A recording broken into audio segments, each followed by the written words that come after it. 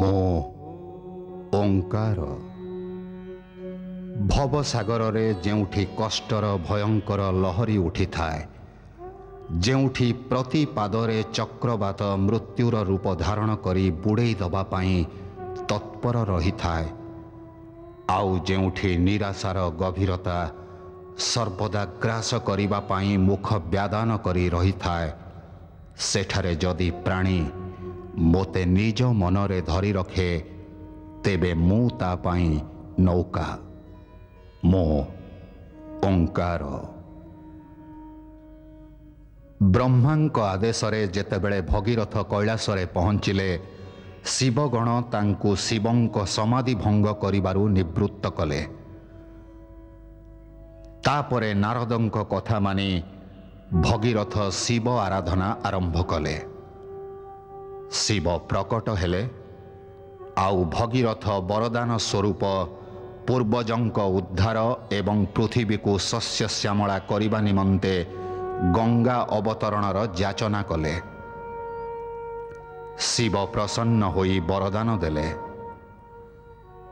ଭଗବାନ ବିଷ୍ଣୁ ଗଙ୍ଗାଙ୍କୁ ପୃଥିବୀ ପୃଷ୍ଠକୁ ଯିବାକୁ ଅନୁରୋଧ କଲେ। ଗଙ୍ଗା ପ୍ରସନ୍ନ ନଥିଲେ। ଗଙ୍ଗା, ତୁମେ ନିଜ କଲ୍ୟାଣକାରୀ ସ୍ୱରୂପକୁ ଚିହ୍ନି ପାରୁନ କାହିଁକି? ତୁମର ଗୌରବ ସ୍ୱର୍ଗ ଆକାଶରେ ବାସ କରିବାରେ ନାହିଁ, ପୃଥିବୀବାସୀ ହେବାରେ ହିଁ ଅଛି। କ'ଣ ପୃଥିବୀରେ ବାସ କରିବା ଦ୍ୱାରା ପୃଥିବୀର କଲ୍ୟାଣ ହେବ? ସମସ୍ତ ଦେବଗଣ ଏବଂ ମୁଁ ନିଜେ ଏ ସତ୍ୟକୁ ସ୍ୱୀକାର କରୁଛୁ ଯେ ପୃଥିବୀରେ ବଢ଼ୁଥିବା ତାମସିକତା ଏବଂ ଆସୁରୀ ଭାବ ଯଦି ଏଇ ଗତିରେ ବଢ଼ି ଚାଲେ, ତେବେ ପୃଥିବୀରେ ଜୀବନ ଦୁର୍ବାର ହୋଇପଡ଼ିବ।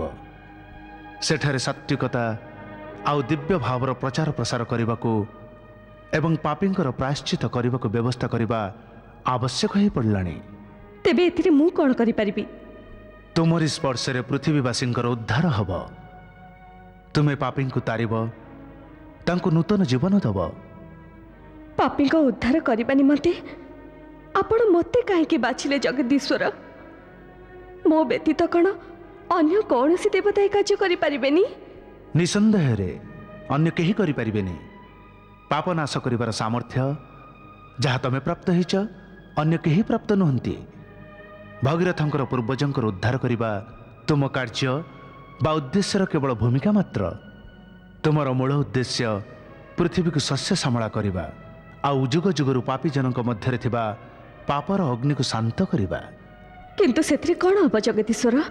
ତୁମର ଏ କଲ୍ୟାଣକାରୀ ଭାବନାର ମହାନତାରେ ପ୍ରଭାବିତ ହୋଇ ଜଗତ ଜନେ ତୁମକୁ ମାତା ସମ୍ମାନରେ ସମ୍ମାନିତ କରିବେ।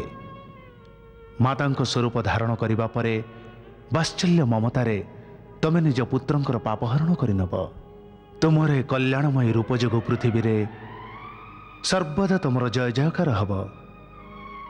ମୋ ଆଜ୍ଞା ମାନ ଗଙ୍ଗା, ଆଉ ପୃଥିବୀବାସୀଙ୍କର ମାତା ରୂପରେ କଲ୍ୟାଣ କର। ଭଗୀରଥ, ଗଙ୍ଗାଙ୍କୁ ଡାକ।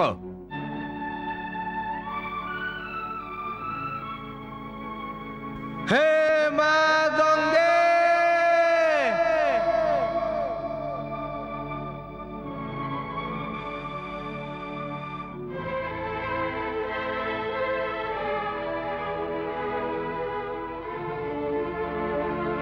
ହେ ମା ଗଙ୍ଗେ,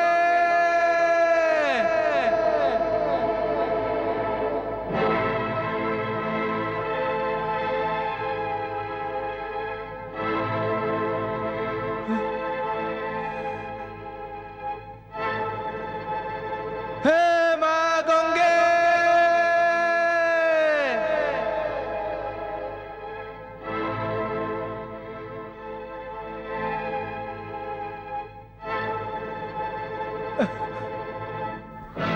ଗଙ୍ଗା,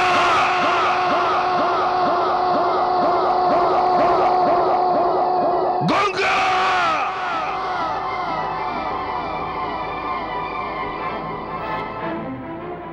ଶୁଣିପାରୁଛ ଗଙ୍ଗେ? ତୁମ ଅପ୍ରିୟ ବଚନ ଶୁଣି ଶଙ୍କର କ୍ରୋଧିତ ହୋଇ ଯେଉଁ ହୁଙ୍କାର ଦେଲେ, ସେଥିରେ 3 ଲୋକ ପ୍ରକମ୍ପିତ ହେଲା। ତୁମେ ତାଙ୍କ ଶକ୍ତିକୁ ଜାଣିପାରିଲ ତ? ତେବେ ଏ ଶିବଙ୍କ ହୁଙ୍କାର ଥିଲା?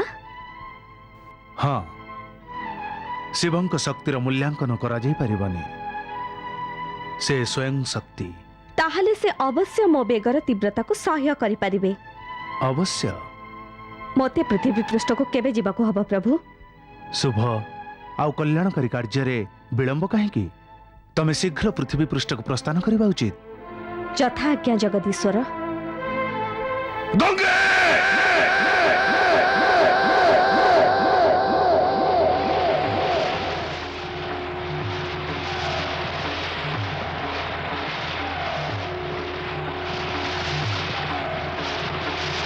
গঙ্গে!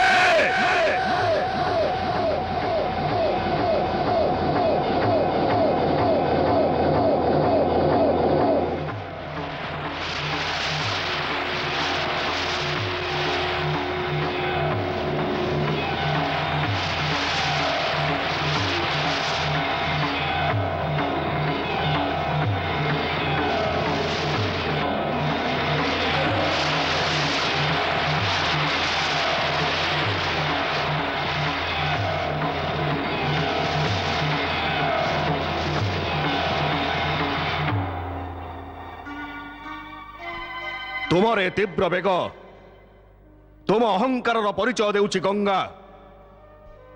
ତାକୁ ନଷ୍ଟ କରିଦେବା ହିଁ ଉଚିତ ହେବ। ନିଜର ଶକ୍ତି ଏବଂ ବେଗର ଅଭିମାନରେ ନିଜ ଉଦ୍ଦେଶ୍ୟ ଭୁଲିଗଲ। ଏବେ ଏମିତି ପଡ଼ି ରହିଥାଅ ସବୁଦିନ ପାଇଁ ମୋରି ଜଟାରେ। ଅଭିମାନ ଭାଙ୍ଗିବା ଯାଏ ତମେ ସେଇଠି ବିଶ୍ରାମ କରୁଥାଅ। କେମିତି ହବ ଦେବେଶ୍ୱର? ମୋ ଅଭିମାନ ତ ସେତେବେଳେ ନଷ୍ଟ ହୋଇଥାନ୍ତା ଯେତେବେଳେ ମୁଁ ଆପଣଙ୍କ ଚରଣରେ ପଡ଼ିଥାନ୍ତି କିମ୍ବା ପଡ଼ିବି। ଦେବେଶ୍ୱର, ମୁଁ ତ ଆପଣଙ୍କ ମସ୍ତକ ଉପରେ ବିରାଜମାନ। ମୋ ସମ୍ମାନର ବୃଦ୍ଧି ହେଇଛି। ଇଏ କି ଅନର୍ଥ ହେଲା ଭୋଳାନାଥ? ଇଏ କି ଅନର୍ଥ ହେଲା? ଆପଣନ୍ତ ମାତା ଗଙ୍ଗାଙ୍କୁ ନିଜ ଜଟାରେ ବାନ୍ଧି ଦେଲେ। ତାଙ୍କୁ ପୃଥିବୀକୁ ପ୍ରବାହିତ କରନ୍ତୁ ପ୍ରଭୁ, ତାଙ୍କୁ ପୃଥିବୀକୁ ପ୍ରବାହିତ କରନ୍ତୁ। ନା ଭଗୀରଥ ନା, ଯେ ପର୍ଯ୍ୟନ୍ତ ଗଙ୍ଗାଙ୍କ ଅଭିମାନ ନ ଭାଙ୍ଗିଛି ଇଏ ସମ୍ଭବ ନୁହେଁ। କିଭଳି ଅଭିମାନ ଭଗବାନ, କିଭଳି ଅଭିମାନ! ତମେ ଦେଖିପାରିଲନି ଗଙ୍ଗା ନିଜ ପ୍ରବଳ ବେଗ ଏବଂ ପ୍ରବାହରେ ମତେ ବି ପ୍ରବାହିତ କରିବାକୁ ଚାହୁଁଥିଲେ। ତାଙ୍କର ଅଭିମାନ ଅଛି ଯେ ସଂସାରରେ କେହି ବି ତାଙ୍କ ପ୍ରବଳ ବେଗ ସମ୍ମୁଖରେ ତିଷ୍ଠି ପାରିବେନି। ଅଭିମାନୀର ଅଭିମାନ ଜଗତ ନିମନ୍ତେ ବିନାଶକାରୀ ସିଦ୍ଧ ହୋଇଥାଏ। ଅତଃ ଗଙ୍ଗାଙ୍କର ଅଭିମାନ ଭାଙ୍ଗିବା ଅତ୍ୟନ୍ତ ଆବଶ୍ୟକ। କିନ୍ତୁ ଦେବାଧିଦେବ, ମା ଗଙ୍ଗା ଯେଉଁ କାର୍ଯ୍ୟ ଏବଂ ଉଦ୍ଦେଶ୍ୟରେ ପୃଥିବୀ ପୃଷ୍ଠକୁ ଆସିଥିଲେ ତାର କ'ଣ ହେବ ପ୍ରଭୁ? ଏ ଜଗତର କଲ୍ୟାଣ ଉଦ୍ଧାର କେମିତି ହେବ ଭଗବାନ, କେମିତି ହେବ? ଭଗୀରଥ, ତମେ କେବେ ଶୁଣିଛ, ଦେଖିଛ କିମ୍ବା ଜାଣିଛ ଯେ ଜଣେ ଅହଙ୍କାରୀ କିମ୍ବା ଅଭିମାନୀ କାହାର ଉଦ୍ଧାର କିମ୍ବା କଲ୍ୟାଣ କରିପାରିଛି? ନିରହଙ୍କାରୀ ଏବଂ ଅଭିମାନ ଶୂନ୍ୟ ବ୍ୟକ୍ତି ହିତ ଏବଂ କଲ୍ୟାଣ କରିବାର ସାମର୍ଥ୍ୟ ରଖିଥାଏ। ଏ କାର୍ଯ୍ୟ ଗଙ୍ଗାଙ୍କ କର୍ତ୍ତୃତ୍ୱରେ ନାହିଁ। ସେ ତ ଅଭିମାନିନୀ। କିନ୍ତୁ ଦେବାଧିଦେବ, ଯେ ପର୍ଯ୍ୟନ୍ତ ମାତା ଗଙ୍ଗା ଆପଣଙ୍କ ଜଟାରୁ ବାହାରକୁ ନ ଆସିଛନ୍ତି ସେ ପର୍ଯ୍ୟନ୍ତ କେମିତି ଜାଣିବେ ପ୍ରଭୁ ଯେ ତାଙ୍କ ଅଭିମାନ ଭଙ୍ଗ ହୋଇଛି? ଅଧିକ ଯୁକ୍ତି କରିବାର ଆବଶ୍ୟକତା ନାହିଁ ଭଗୀରଥ। ଶିବ ଭଗୀରଥଙ୍କ ସହ ଅଧିକ ଯୁକ୍ତିତର୍କ କରିବାକୁ ଚାହୁଁନଥିଲେ, କାହିଁକି ନା ସେ ଜାଣିଥିଲେ ଯେ ଗଙ୍ଗା ଅଭିମାନୀ। ତାଙ୍କର ଏହି ଅଭିମାନକୁ ଖଣ୍ଡନ କରିବା ନିମନ୍ତେ ଭଗବାନ ଶିବ ତାଙ୍କୁ ନିଜ ଜଟାରେ ବାନ୍ଧିଦେଲେ। ଜନକଲ୍ୟାଣ ନିମନ୍ତେ ଏହା ଆବଶ୍ୟକ ବି ଥିଲା, କିନ୍ତୁ ମା ଗଙ୍ଗା ପୃଥିବୀ ପୃଷ୍ଠରେ ଅବତରଣ ନ କରିବା ଯୋଗୁଁ ଭଗୀରଥଙ୍କ ସହ ପରମ ପିତା ବ୍ରହ୍ମା ବି ଦ୍ୱନ୍ଦ୍ୱରେ ପଡ଼ିଗଲେ। ଭଗୀରଥଙ୍କ ଉଦ୍ଦେଶ୍ୟ ଅସଫଳ ହେବାର ଦେଖି ଏ ସମସ୍ୟାର ନିରାକରଣ ନିମନ୍ତେ ବ୍ରହ୍ମଦେବ ଶ୍ରୀହରି ବିଷ୍ଣୁଙ୍କ ସମ୍ମୁଖରେ ବୈକୁଣ୍ଠରେ ପଦାର୍ପଣ କଲେ। ଆପଣଙ୍କୁ କ'ଣ ଲାଗୁଛି ଦେବାଧିଦେବ ମୋ କଥାରେ ମାନିଯିବେ ଆଉ ଗଙ୍ଗାକୁ ମୁକ୍ତ କରିଦେବେ? ମୋ ବିଶ୍ୱାସ ତ ଏହା ହିଁ କହୁଛି ଶ୍ରୀହରି, ଯେ ଗଙ୍ଗା ଆପଣଙ୍କ ଚରଣରେ ପଡ଼ି ରହି ଅହଙ୍କାରୀ ହୋଇଗଲେ। ସେଥିପାଇଁ ଶିବ ତାଙ୍କୁ ନିଜ ଜଟାରେ ବାନ୍ଧିଦେଲେ। ଆପଣ ହସୁଛନ୍ତି? ଆପଣ ତ ସୃଷ୍ଟିର ସ୍ରଷ୍ଟା, ଆଉ ଏ ସତ୍ୟ ବି ଜାଣିଛନ୍ତି ଯେ ଅହଙ୍କାରୀ ନା ତ କାହାର ଉଦ୍ଧାର କରିପାରିବ ଆଉ ନା କାହାର କଲ୍ୟାଣ। ତଥାପି ବି ଗଙ୍ଗାଙ୍କୁ ଉଦ୍ଧାର କାର୍ଯ୍ୟ ପାଇଁ ପୃଥିବୀକୁ ପଠାଇଲି। ପୃଥିବୀ ନିମନ୍ତେ ପ୍ରସ୍ଥାନ ପର୍ଯ୍ୟନ୍ତ ଗଙ୍ଗାଙ୍କ କିଞ୍ଚିତ ମାତ୍ରାର ଅହଙ୍କାର ନଥିଲା, କିନ୍ତୁ ଶିବଙ୍କ ଜଟାରେ ପହଞ୍ଚିବା ସମୟକୁ ତାଙ୍କର ଅହଙ୍କାର ଜାତ ହେଲା। ମୋ ଚରଣରେ ବାସ କରୁଥିବା ଗଙ୍ଗା କ'ଣ ଅଭିମାନୀ ହେଇପାରେ? ଯାହା କିଛି ସେ କରିଛନ୍ତି ଆଉ ଯାହାର ସିଏ ପରିଣାମ ଭୋଗୁଛନ୍ତି, ସେଥିରୁ ତ ଏହା ହିଁ ସିଦ୍ଧ ହେଉଛି ଯେ ସେ କିଛି ବି କରିନାହାନ୍ତି ବ୍ରହ୍ମଦେବ। ମୋ ଚରଣରୁ ବିଚ୍ଛିନ୍ନ ହେବା ପରେ ଆଉ ପୃଥିବୀ ପୃଷ୍ଠରେ ଅବତରଣ କରିବା ପୂର୍ବରୁ ଶିବଙ୍କ ମସ୍ତକରେ ବିରାମ କରିବାର ସୌଭାଗ୍ୟ ଏବଂ ସମ୍ପୂର୍ଣ୍ଣ ସୁଯୋଗ ନେବାକୁ ଲାଳାୟିତ ଥିଲେ, ଯେମିତିକି ପୃଥିବୀବାସୀଙ୍କୁ ପବିତ୍ର କରିପାରିବେ। ଗଙ୍ଗାଧର ଆଉ ଗଙ୍ଗେଶ୍ୱରଙ୍କଠୁ ସୃଷ୍ଟି ହୋଇଥିବା ଶିବଙ୍କ ନାମରେ ନିଜର ଯୋଗଦାନ କରିବା ନିମନ୍ତେ ସେ ଅହଙ୍କାରୀ ହେବାର ଲୀଳା କରୁଛନ୍ତି। ନିରହଙ୍କାରୀ ହେବା ପରେ ଯାଇ ତ ଜଣେ କଲ୍ୟାଣକାରୀ ହେଇପାରିବ। ଯେଉଁ ସତ୍ୟର ଉନ୍ମୋଚନ ଆପଣ କରିଛନ୍ତି ତାକୁ ଶିବଙ୍କୁ ଜଣେଇବାକୁ ହେବ। ତାଙ୍କ ନିକଟକୁ ଚାଲନ୍ତୁ। ହେ ଶିବ ଶଙ୍କର, ହେ ଭୋଳାନାଥ, ଆପଣ ବି ତ ମତେ ବରଦାନ ଦେଇଥିଲେ ଆଉ କୃପାଦାନ ବି, କିନ୍ତୁ ଏବେ ମୁଁ ଆପଣଙ୍କ ପ୍ରସନ୍ନତା ଯୋଗୁଁ ଦ୍ୱିବୁଧାରେ କାହିଁକି ରହିଛି ପ୍ରଭୁ? ମୋ ଉପରେ ଦୟା କରନ୍ତୁ ଦେବାଧିଦେବ, କୃପା କରନ୍ତୁ। ଓಂ ନମଃ ଶିବାୟ।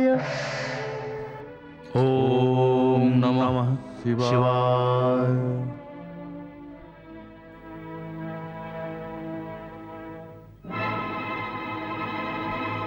ଆଶ୍ଚର୍ଯ୍ୟ, ଘୋର ଆଶ୍ଚର୍ଯ୍ୟ।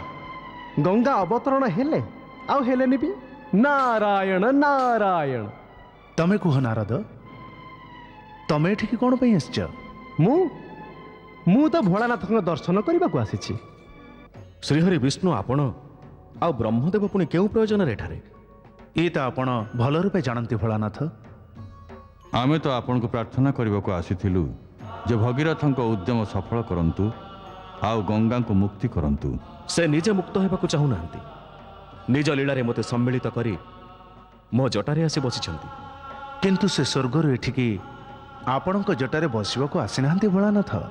ତେବେ ଆପଣ ତାଙ୍କୁ ନେଇଯାଆନ୍ତୁ ଆଉ ନିଜ ଚରଣରେ ବସାଇ ରଖନ୍ତୁ। ଏବେ ତ ଇଏ ବି ଆଉ ସମ୍ଭବ ନୁହଁ। ଭଗୀରଥ, ତାଙ୍କ ପିତା ତଥା ପିତାମହଙ୍କ ଯଜ୍ଞ ଫଳିତ ହେବାର ସମୟ ଆଗତ।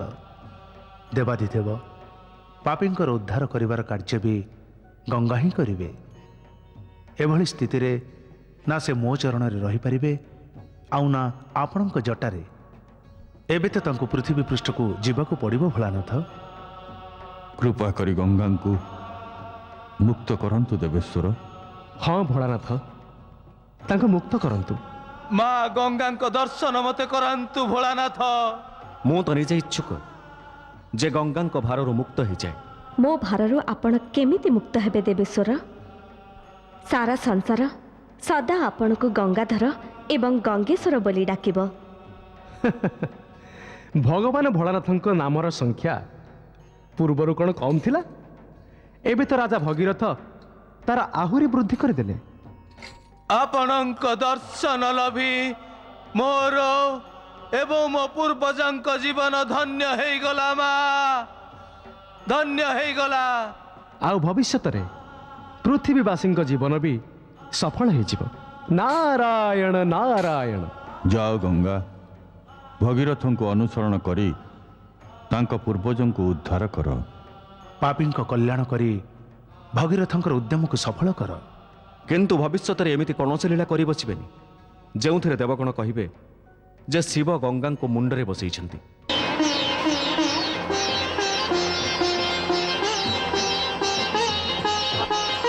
ମୁଁ ତୁମକୁ ମୁକ୍ତ କରୁଛି।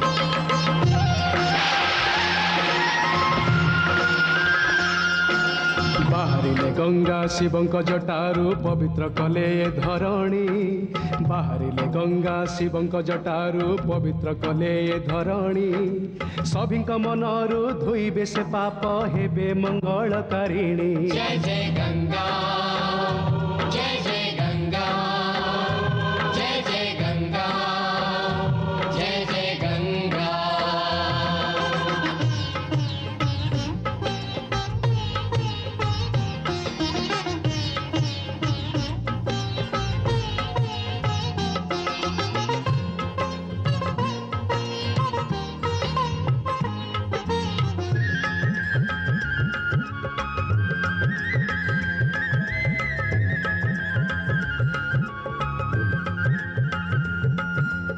भगीरथଙ୍କ କୂଳକୁ ଉଦ୍ଧାର ମାଧ୍ୟମ ଥିଲା କେବଳ ଜନମି ଥିଲେ ସେ କରିବାକୁ ଏଇ ଧରାଧାମକୁ ନିର୍ମଳ ନ ବଢ଼େ ଯେମିତି ଅସୁରଙ୍କ ଶକ୍ତି ହୋଇଯିବେ ସେ ଦୁର୍ବଳ होई जीवे से दुर्बल जय जय गंगा जय जय गंगा जय जय गंगा जय जय गंगा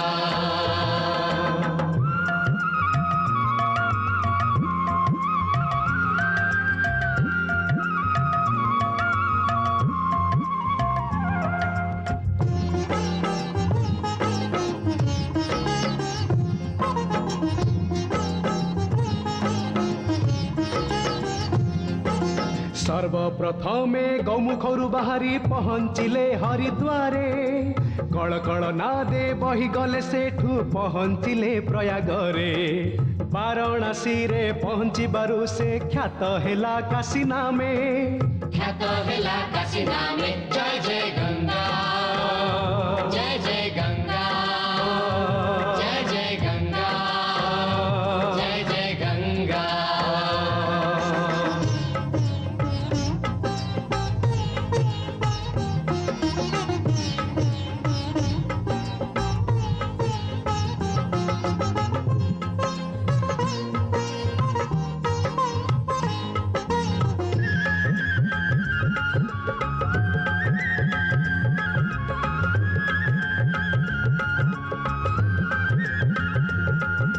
ଶ୍ରଦ୍ଧା ଭକ୍ତିରେ ଗଙ୍ଗା ନଦୀରେ ଯିଏ ଥରେ ସ୍ନାନ କରେ ଗଙ୍ଗା ମାତାଙ୍କ ମହିମା ତାର କଳୁଷ ଦୂର କରେ ମନରୁ ଦେହରୁ ପାପର କାଳିମା ଚାଲି ଯାଇଥାଏ ଦୂରେ चली जाई थाए दूरे जय जय गंगा जय जय गंगा जय जय गंगा जय जय गंगा